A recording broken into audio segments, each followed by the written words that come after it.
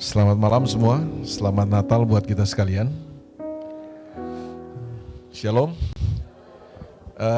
Terima kasih buat kesempatan untuk saya bisa hadir di tempat ini dan bisa melayani saudara dengan firman Tuhan tentunya di malam Natal ini. Terima kasih Pak Parda dan Ibu yang sudah memberi kehormatan ini buat saya untuk bisa bagikan kebenaran firman Tuhan. Terima kasih buat para pemimpin tempat ini. Dan yang ketiga adalah yang saya mau sampaikan, mohon maaf saya nggak bisa ikut sampai selesai nanti Pak Parda karena masih ada acara lain, mesti ada acara Natal lagi. Jadi saya selesai ini minta maaf, mohon pamit buat semua kita ya. Tentu tidak mengurangi sukacita saudara, amin saudaraku. Nah saya mau sharing tentang Immanuel karena Immanuel adalah tema saudara malam hari ini. Yuk sebelum kita dengar firman Tuhan, kita berdoa buat firman Tuhan hari ini. Kami mengucap syukur buat malam ini Tuhan, kami percaya Tuhan ada di tengah-tengah kami, Tuhan yang kami rayakan, Tuhan yang kami tinggikan dan kami agungkan. Karena inilah yang membuat pertemuan kami menjadi luar biasa karena Tuhan hadir di tengah-tengah kami. Bukan pembicaranya, bukan acaranya, bukan musiknya, bukan makanannya, bukan celebrationnya.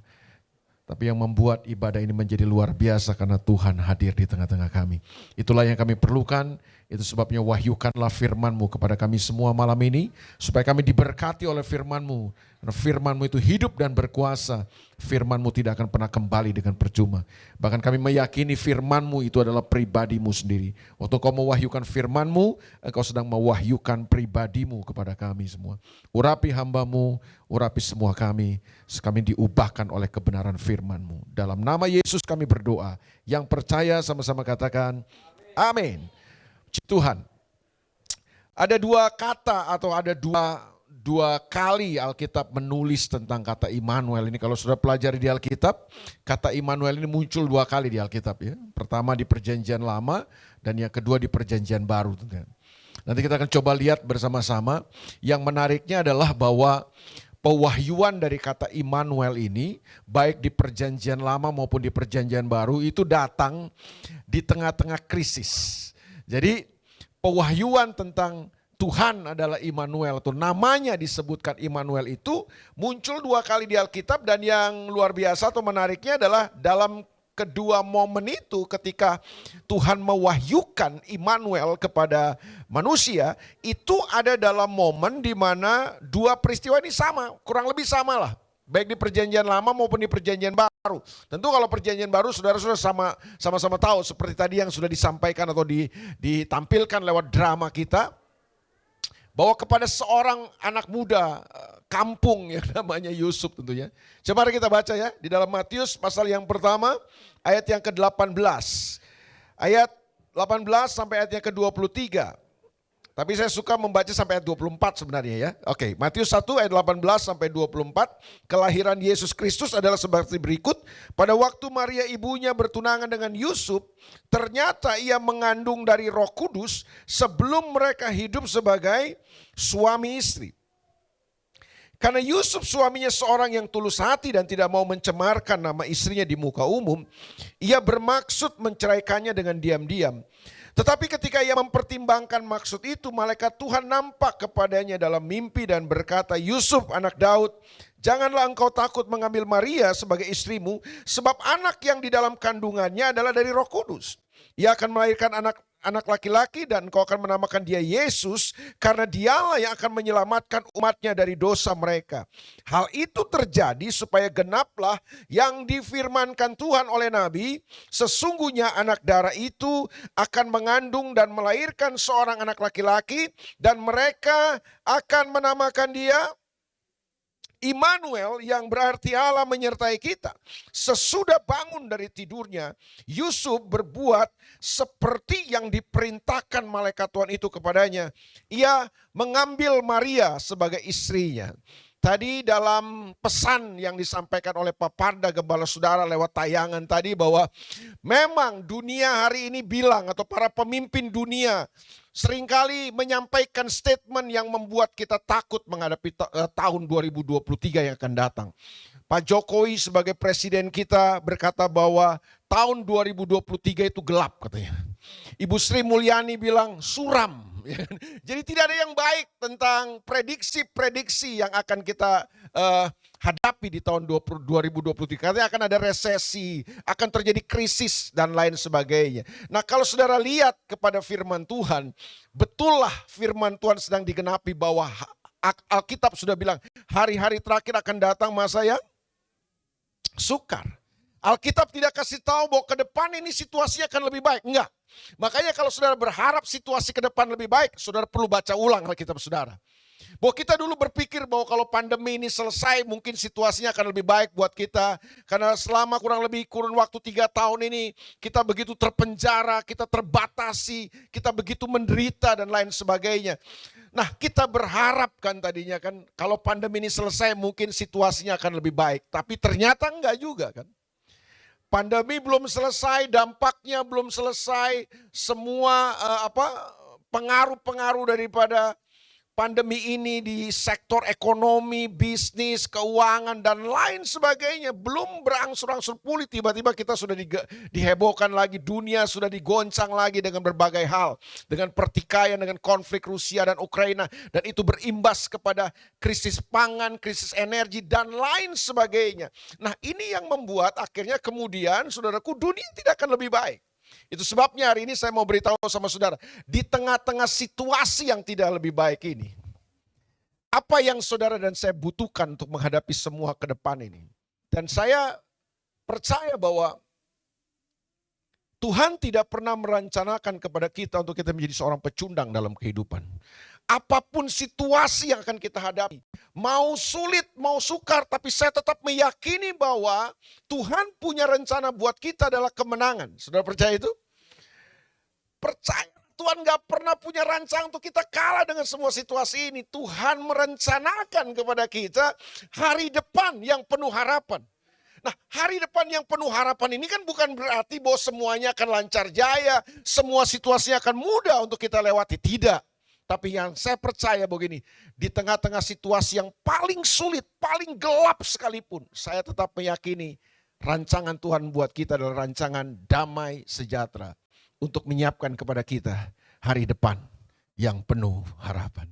Itu sebabnya apa yang saudara dan saya butuhkan untuk mempersiapkan kehidupan kita menghadapi semua situasi ini, saya berdoa buat saudara supaya di Natal ini Tuhan mewahyukan kepada kita tentang Immanuel. Tentu kata ini saudara udah tahu lah. Kalau saya tanya apa artinya Immanuel, saudara udah pasti hafal. Apalagi saudara yang udah 40 tahun, 50 tahun jadi Kristen, udah 40 kali Natalan kan. Udah 50 kali Natal ini katakan yang sering kali muncul dalam setiap perayaan Natal. Jadi bukan kata asing buat kita. Saudara juga bisa lihat di angkot-angkot ada tulisan Immanuel. Ada rumah makan Immanuel. Ada macam-macam ya. Immanuel tuh banyak banget lah ya.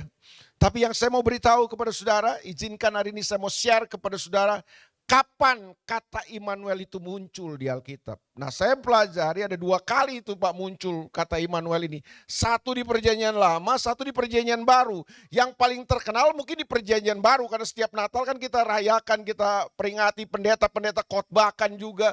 Nah, itu kisah tentang atau peristiwa itu adalah tentang Yusuf, seorang anak muda kampung, saya bilang seorang pemuda biasa. Tapi ternyata kan Yusuf dipilih Tuhan untuk menjadi alat bagi kelahiran Yesus Kristus juru selamat kita. Ceritanya tentu sudah disampaikan tadi, saya nggak akan ulang ceritanya lagi. Tapi yang saya mau beritahu sama saudara adalah gini, bahwa ketika Tuhan mewahyukan Immanuel kepada Yusuf, Yusuf itu bukan sedang ada dalam situasi yang enak. Yusuf sedang ada dalam situasi yang terhimpit, terjepit, tertekan, gelisah, galau, merana, gegana dia. Kenapa?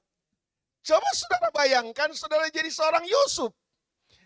Seorang anak muda, seorang pemuda yang punya tunangan, bukan istri loh, tunangan. Tiba-tiba dia dapat informasi tunangannya hamil. Nah loh, saudara jangan bayangkan situasi kita hari ini dengan situasinya Yusuf dan Maria waktu itu. Yusuf itu ada di zaman jahiliyah Pak. Jangan jauh-jauh lah zamannya Yusuf. Mungkin Pak Parda lahir tahun 70-an juga. Samakah kita? Saya lahir tahun 72. Wah, lebih tua lagi Pak Parda. Tahun 60-an Pak Parda lahir. Kita yang lahir 60, 70, kita masih ngalami, kita masih ngerasain ya. Kita masih ngelewatin tuh masa-masa di mana gini loh. Kalau ada ya seorang anak perempuan ya hamil, pacaran hamil, itu celah, itu aib banget loh buat keluarga. Kalau sekarang kan dirayakan Pak. Kalau sekarang ada yang di pesta, saya baru pulang dari Kalimantan, di Kalimantan gitu tuh. Kalau ada yang anak muda nih pacaran masih SMA, pacaran hamil, malah dikawinin, dirayakan, dibikin pesta. Kalau zaman kita dulu kan malunya minta ampun orang tua. Itu aib. Bahkan ada yang mungkin diusir dari keluarga. Ya itu yang saya bilang, jangan samain situasi sekarang ini di mana nilai-nilai moral dan etika mulai tergerus oleh kemajuan zaman. Nah, jangan dibandingkan dengan zamannya Yusuf. Nggak bisa. Ojo dibandingke, nggak bisa dibandingkan dengan zaman Yusuf. Zaman Yusuf ini bahkan jauh, Yusuf hidup jauh di zaman saya dan Papa ada lahir. Jadi sudah bisa bayangkan kegalauan, gelisah, kacau. Wah kacau dah semua dah. Yusuf kacau banget itu hari itu saudaraku. Kenapa? Karena dia harus mendapati kenyataan tunangannya Maria itu hamil. Nggak bisa dia terima kan. Itu sebabnya tadi ayat yang kita sudah bacakan. Yusuf kemudian mulai mempertimbangkan. Untuk dia, udahlah nggak jadi sama Maria nggak apa-apa lah.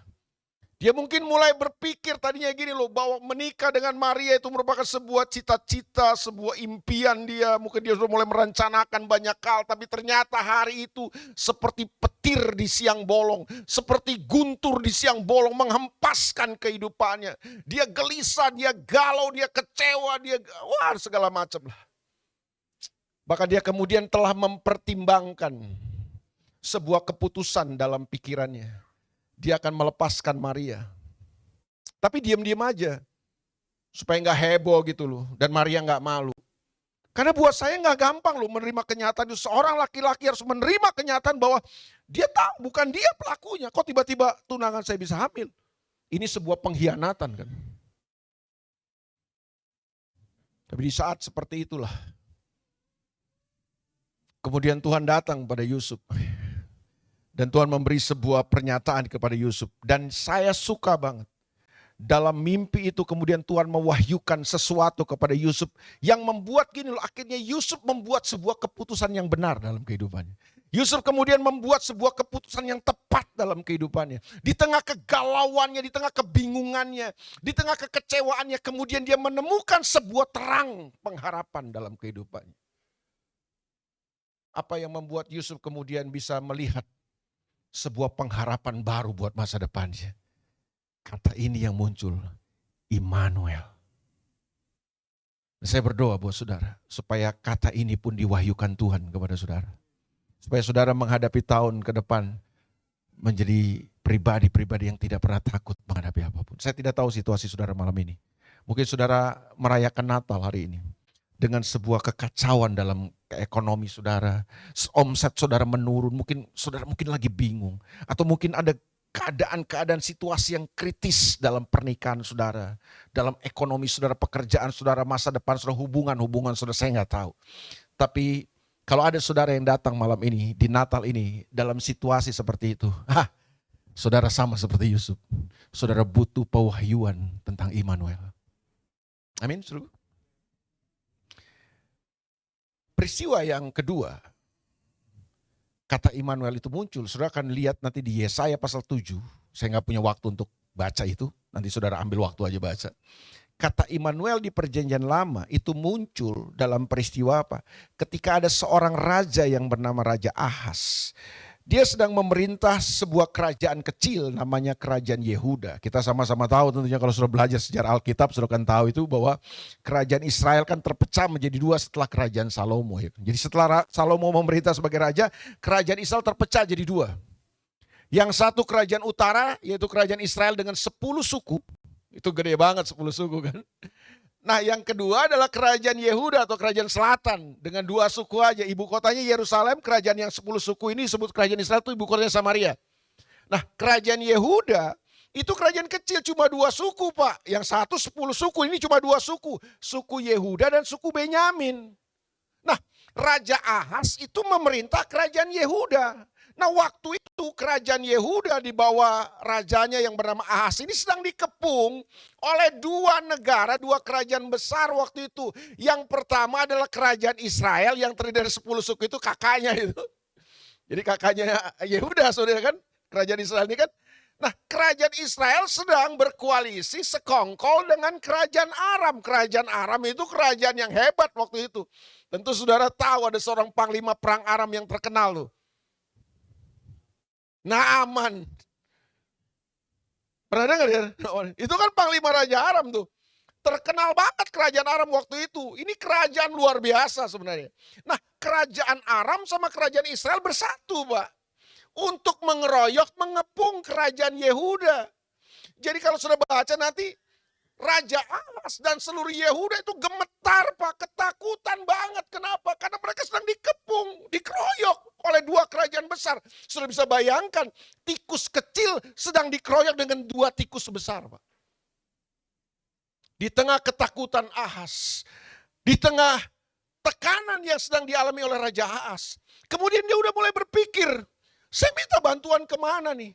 Saya mau minta tolong sama siapa? Terbersitlah kemudian dia mulai berpikir, kalau kayak begini caranya aku mampus nih kan. Ngadepin dua kerajaan besar ini gak gampang kan, mati kita nih. Lalu kemudian dia mulai berpikir, bagaimana kalau saya minta bantuan kepada Raja Asyur. Kerajaan Asyur waktu itu adalah kerajaan adikuasa. Tapi saudara tahu, datang dan minta tolong ke Raja Asyur itu kan ibaratnya itu gini. Ada seekor tikus kecil, ini kerajaan Yehuda tikus kecil, katakan sama-sama tikus kecil. Sedang berhadapan dengan dua tikus besar yang mau mengeroyok dia. Itu kerajaan Israel dan kerajaan Aram. Lalu takutlah si tikus kecil ini, gemetarlah dia, terjepitlah dia kan. Nah si tikus kecil mulai mikir, bagaimana kalau aku minta bantuan sama seekor kucing, gitu kan. Kira-kira menurut saudara kalau kucing lawan dua ekor tikus besar bisa menang nggak? Menang dong, ya kan. Namanya kucing, ya kan. Nah dia udah mulai berpikir gitu, ini minta bantuan sama kucing aja nih kan. Siapa tahu kucing bisa memangsa dua tikus besar ini kan dia aman kan. Tapi saudara tahu, itu bukan keputusan yang benar. Kenapa? Karena yang namanya kucing, dia bisa kalahkan dua ekor tikus itu? Bisa.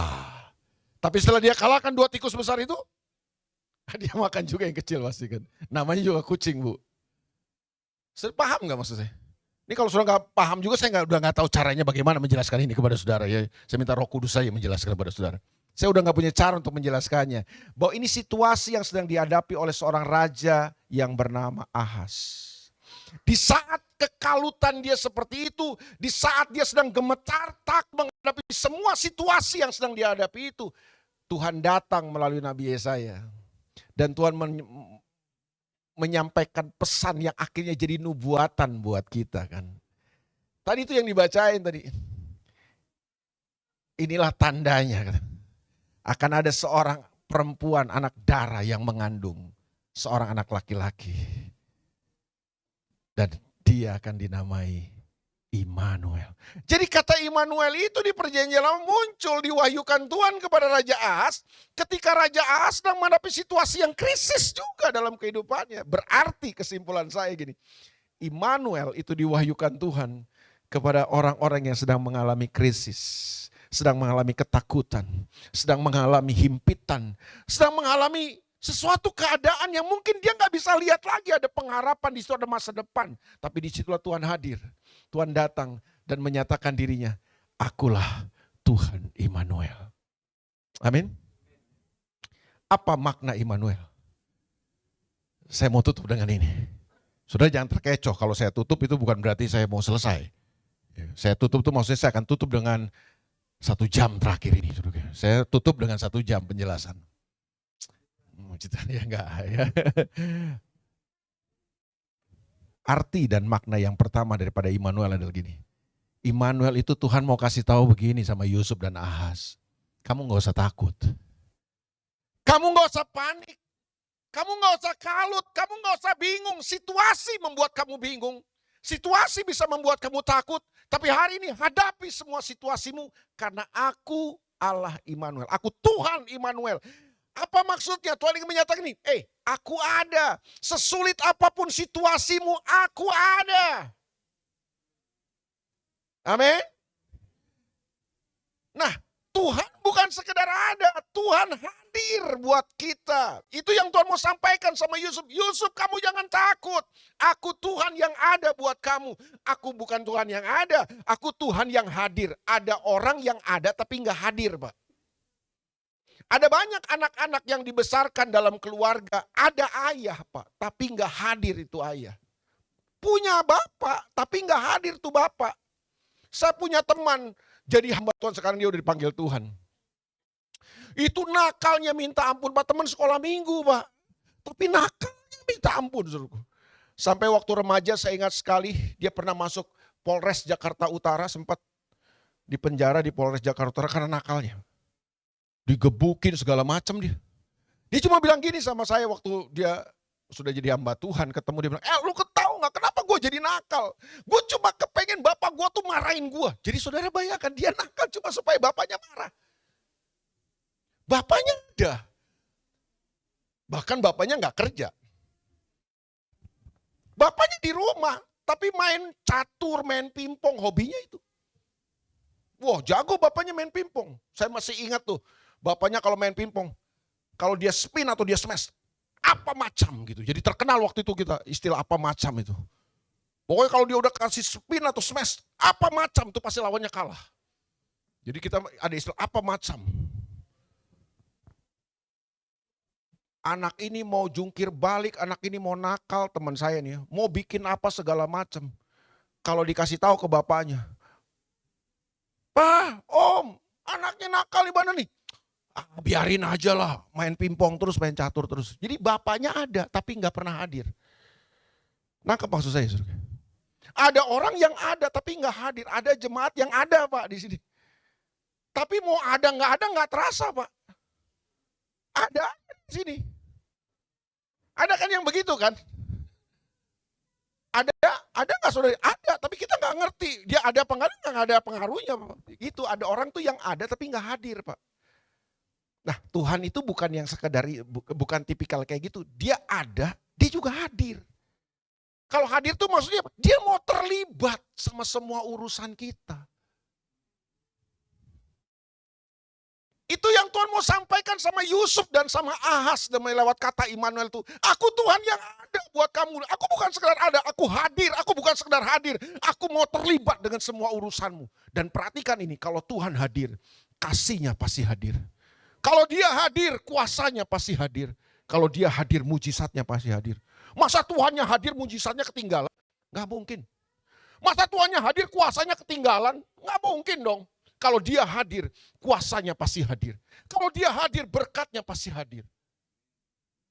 Itu sebabnya kita gak perlu takut, kenapa? Ada Tuhan Immanuel. Aku ada.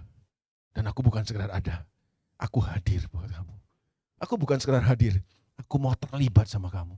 Dan tahu saudara, Tuhan yang hadir dan mau terlibat itu punya kombinasi yang tak terkalahkan. Tak terkalahkannya Bapak. Dia Tuhan yang mau menolong saudara. Tapi dia juga bukan Tuhan yang sekedar mau. Dia Tuhan yang mampu menolong saudara. Katakan sama-sama, mau. Mampu. Itu dua kombinasi yang tidak terkalahkan, Pak. Ada orang yang mau, Pak, tapi tidak mampu. Pernah nggak saudara susah, punya masalah, datang ke teman saudara atau keluarga, saudara minta tolong. Dia mau nolong, Pak, tapi nggak mampu dia, Pak. Bang, tolonglah aku, Bang. Aku lagi kesulitan nih, Bang. Kesulitan uang banget, Bang. Aduh, Bang, kalau nggak hari ini ada, Bang. Aduh, bisa repot, Bang. Aduh, Lai, aku mau, Lai. Gitu kan maksudnya. Aku mau bantu. Cuma apa daya aku nggak bisa. Aku terbatas, aduh, aku kasihan dengan keadaanmu. Tapi aku nggak mampu. Ada orang tuh gitu, mau nolong. Tapi nggak mampu. Kayak contoh nih, Pak Markus nih, wah punya kesulitan keuangan 10 miliar. Datang ke saya gitu kan. Pak Eli, tolong Pak. Saya lagi kesulitan nih Pak. 10 miliar mesti ada besok Pak. Ya ampun Pak Markus, kenapa begitu? Saya mau nolong Pak, cuma saya nggak apa daya, nggak mampu. Mau nolong Pak, cuma nggak mampu. Kalau cuma jutaan bisa Pak Markus, cuma kalau 10 M kan saya nggak mampu. Saya mau nolong, tapi saya nggak mampu. Ada orang sebaliknya, mampu, tapi nggak mau Pak. Pernah nggak saudara ketemu gitu? Lagi saudara butuh, susah, sulit, punya masalah, datang ke teman. Saudara tahu nih teman bisa bantu saudara. Tapi pura-pura sibuk lah. Pura-pura nggak ngangkat telepon lah. Mampu dia nolong kita, tapi nggak mau. Pernah ngalami gitu nggak sih? Oh pernah ya saudara. Saya pikir cuma saya aja. Boleh saya beritahu? Tuhan Immanuel itu punya kombinasi yang tak terkalahkan. Dia Tuhan yang mau tolong saudara. Tapi dia bukan hanya Tuhan yang mau. Dia Tuhan yang mampu tolong saudara. Amin. Iya. Dia mau tolong saudara, tapi sekaligus dia mampu. Dia mampu tolong saudara. Sekaligus dia mau. Itu sebabnya hari ini, kenapa kita takut? Karena kita punya Tuhan Immanuel yang mau tolong kita dan mampu tolong kita. Amin. Dan saya rasa makna Immanuel yang begini saudara udah ngerti semualah. Saya akan closing, ini closing. Saya tadi tutup, ini closing. Dengan makna Immanuel yang kedua. Nah ini dia. Immanuel, Tuhan ingin mengatakan gini sebenarnya sama Ahaz dan sama Yusuf. Dan malam ini, dia mau sampaikan di malam Natal ini pewahyuan yang sama buat kita. Kamu gak usah takut. Aku ada. Aku Immanuel. Yang mau dan mampu menolong saudara. Tapi dia bukan sekedar mau nolong kita. Dia Tuhan yang mau menuntun kita. Immanuel itu juga punya arti bahwa dia Tuhan yang mau tuntun kita. Dia Tuhan yang ada buat kita. Dia Tuhan yang hadir buat kita. Dia Tuhan yang mau terlibat dengan semua persoalan kita. Dia Tuhan yang mau tolong kita. Dia Tuhan yang mampu tolong kita. Tapi dia bukan sekedar Tuhan yang mau dan mampu menolong kita. Dia Tuhan yang mau menuntun hidup kita. Persoalan terbanyak dari orang Kristen masa kini adalah kita cuma mau ditolong tapi gak mau dituntun. Ulang sekali lagi. Kita tuh banyak jadi orang Kristen maunya ditolong tapi gak mau dituntun. Nih, kita punya masalah, kita punya persoalan nih kan. Punya utang segudang. Datang sama Tuhan, Tuhan aku punya utang Tuhan, tolong Tuhan. Tolong aku Tuhan, bantu aku Tuhan. Tuhan tolong Tuhan supaya aku bisa lunasin utang. Amin. Tiba-tiba ada duit sekarung. Dek. Kita maunya gitu. Bisnis bangkrut, omset menurun, kita maunya Tuhan tolong Tuhan. Tiba-tiba Tuhan kirim mujizatnya, pluk, langsung semua beres, ekonomi terangkat, bisnis terangkat lagi. Kita maunya kayak gitu. Sakit, maunya amin, langsung sembuh. Kita maunya gitu, kita cuma mau mujizat, kita mau ditolong, kita mau pertolongan, kita mau mujizat, kita mau berkatnya. Tapi seringkali kita gak mau dituntun Tuhan. Dan kabar baiknya buat saudara gini, terbanyak Tuhan itu kalau mau bikin mujizat, dia tuntun kita dulu. Kita maunya mujizat, Tuhan maunya kasih tuntunan. Lo mau apa lo?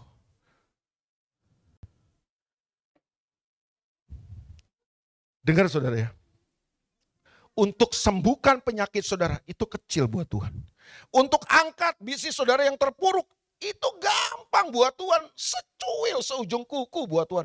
Seperti membalikkan telapak tangan. Gampang sekali buat Tuhan. Tapi seringkali saya melihat cara Tuhan bekerja dalam hidup kita adalah dia bukan sekedar mengerjakan mujizat buat kita. Dia mau tuntun hidup kita.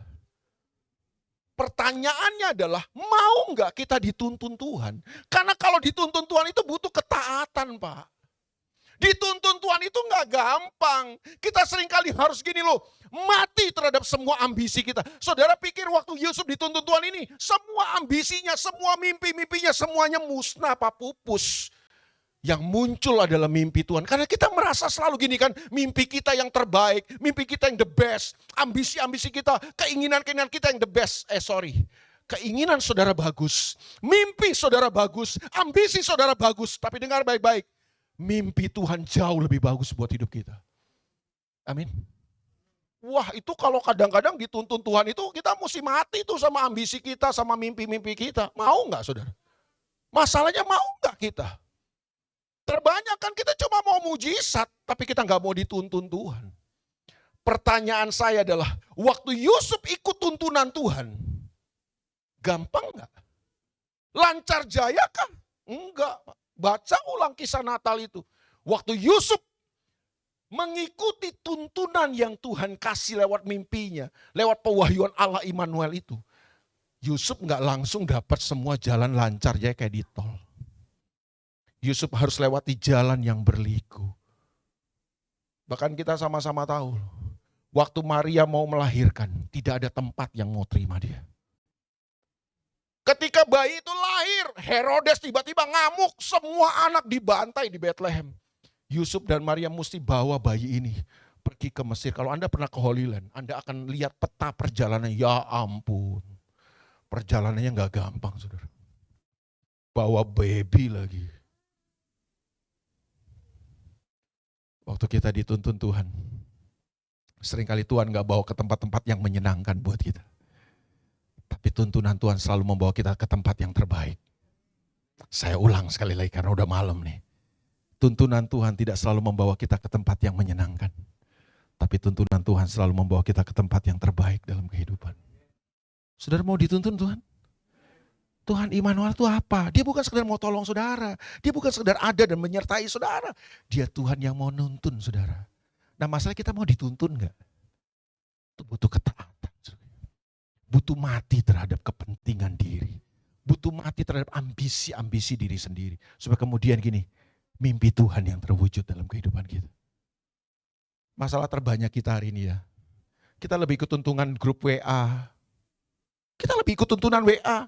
Lebih ikut tuntunan Google. Wah pandemi ini aja banyak yang begitu. Kita mati ketakutan hanya karena grup WA. Kita gak pernah mau belajar untuk mempercayai tuntunan Tuhan. Kita lebih mempercayai tuntunan tuntunan grup WA kita percaya.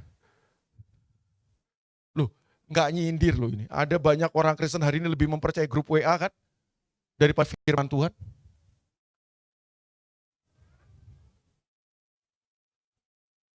Milih jodoh, bukan ikut tuntunan firman Tuhan.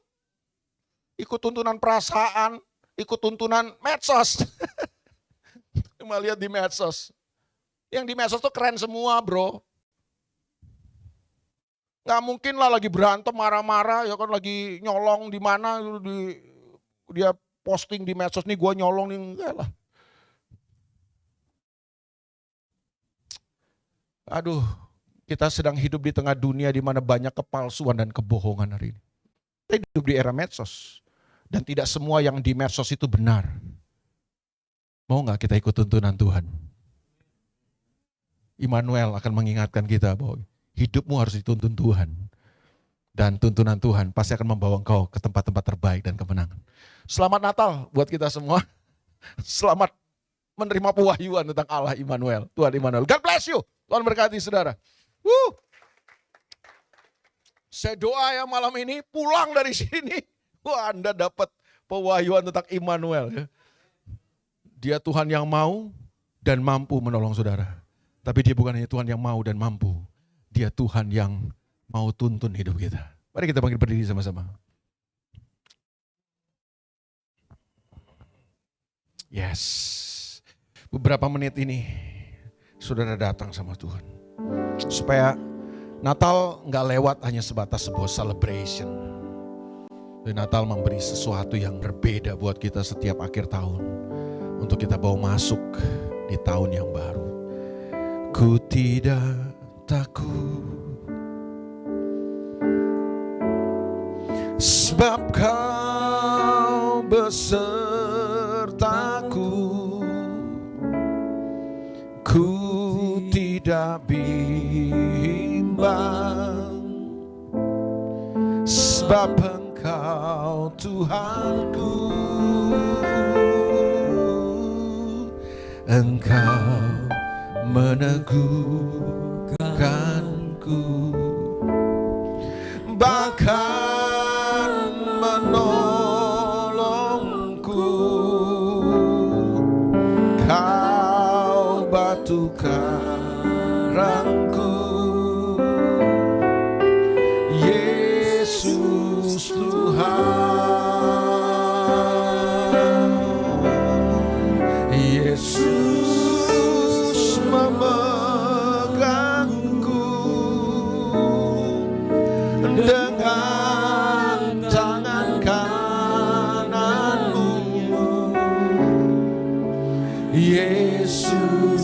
memberiku kemenangan.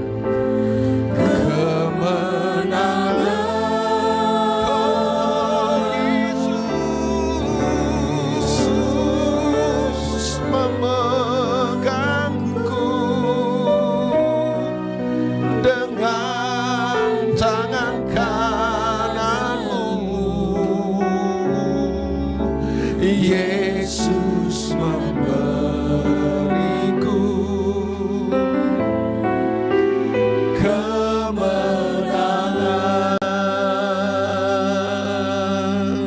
Mari sekali lagi sama-sama katakan, ku tidak takut, sebab kau besertaku. Ku tidak bimbang, sebab Engkau Tuhanku, Engkau meneguhkanku, Engkau meneguhkanku. Yes, bahkan menolongku. Kau batu karangku,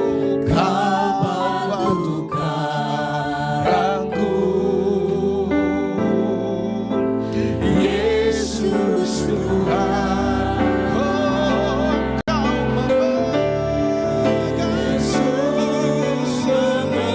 memegangku, haleluya, dengan tangan kananmu. Yesus memberiku kemenangan. Kami gak takut Tuhan, karena Engkau Immanuel.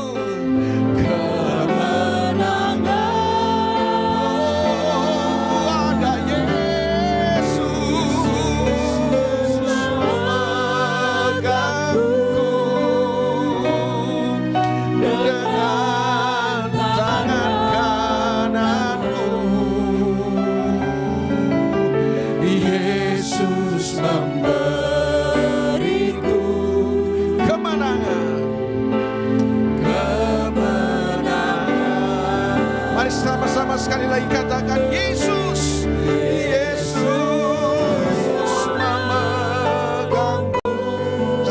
Tuhan tolong umat-Mu malam ini, wahyukan Immanuel dalam hidup mereka. Haleluya. Yesus memberiku kemenangan. Saya serahkan